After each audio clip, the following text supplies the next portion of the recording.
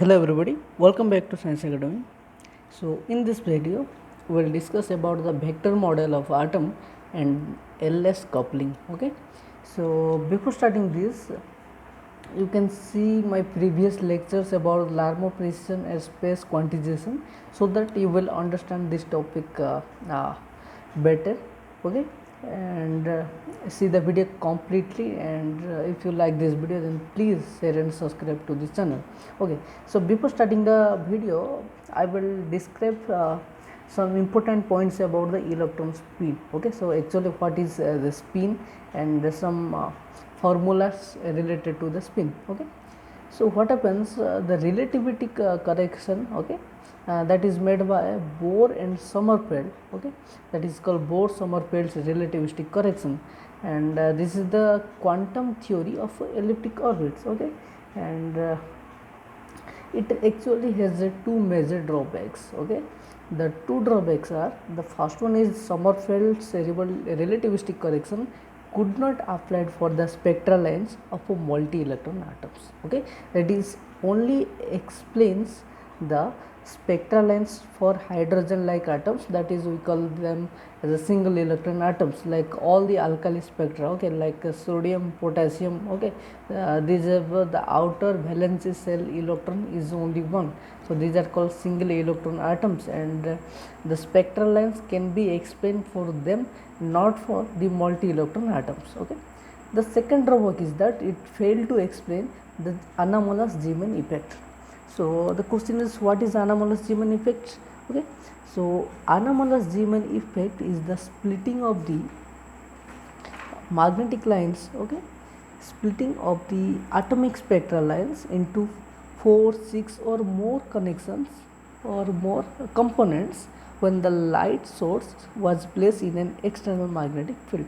Frankly speaking, in the place of external magnetic field, the components of spectral lines splits into 4, 6 and more components. Okay, so this is called anomalous Zeeman effect.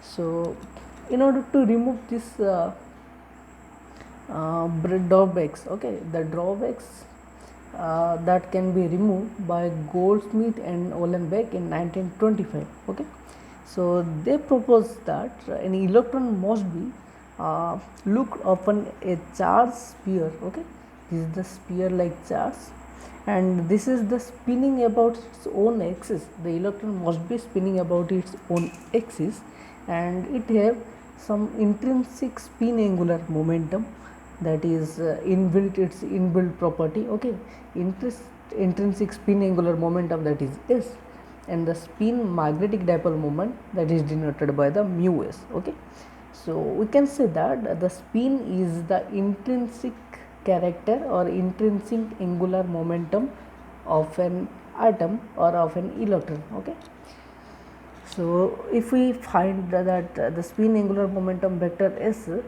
value of S equals to S into S plus 1 root over into S cross or S by 2 pi, where S is equals to the spin quantum number, and it is the value half.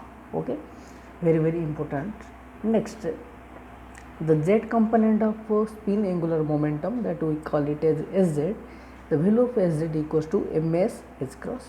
Similar cases where ms is the value plus up or minus up. Okay, previously we have discussed about ml, that is orbital magnetic. Okay, that is ml, for which the value of ml equals to minus L to plus L, but here the value of ms is minus S, minus up and plus up. Okay, it is only two values. Okay, so this is all about some idea of a spin, and now we will discuss about the coupling of L and S. Okay, so what are the relations between them? Okay, now we can see that the total angular momentum can be written by the sum of or the combination of orbital angular momentum and the spin angular momentum. So therefore we know that orbital angular momentum, that is L equals to root over of L into L plus 1 h cross, and its Z component, that is L E Z, equals to ml h cross. Previously we have discussed about S and Sz, So we can write that j equals to L plus S. Okay, so by combining this, we can also write the value of j. J is called the total angular momentum. Likewise L, likewise S, j also have the value root over of j into j plus 1 h cross or h by 2 pi, and the z component of j, that is jz equals to mj h cross. Okay, the mj here you can see the mj have the values j minus 1, that is plus j2 minus j. Okay, same cases here. Okay, now we will discuss about some relationships. Here you can see that jz, okay, the z component of angular momentum is equals to Lz plus or minus Sz. Also the value of mj is equals to ml plus or minus ms. Here one thing to notice is that we can see that ml, okay, the value of ml is always an integer, because we have discussed the value of ml, because ml value equals to minus L to plus L, and L is the orbital quantum number, and it is always quantized and discrete values. Okay, so L value is always an integer, therefore ml is also integer, but here the ms value is plus or minus half, that is it is a half integer. So integer plus half integer gives us same half integer, therefore mj is a half integral value. Likewise the j, that is total angular quantum number, that is j equals to L plus s or L minus s. Okay, where small l is and small s are the orbital angular quantum number and spin angular quantum number. So mj, likewise mj, you can see j is also half integral. So the orbital quantum number has two values, that is j equals to L plus s and j equals to L minus s. So for the first case, that is for j equals to L plus s, here it shows that j, capital J, that is total angular momentum, is always greater than the orbital angular momentum L. Similar for second case, j equals to L minus s, it shows that capital J is less than capital L. Clear?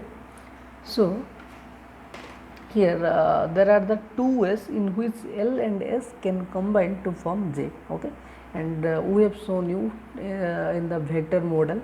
Okay, here you can say that I have taken for the case L equals to 1 and S equals to plus R. Okay, for this case I have drawn two ways. In the first case, okay, this is the first case and this is the second case. For first case j equals to L plus s, you can see that by applying vector law of addition, j equals to L plus s. So L equals to 1, S equals to half, the value of j equals to 3 by 2. Here you can see that the value of j is greater than L.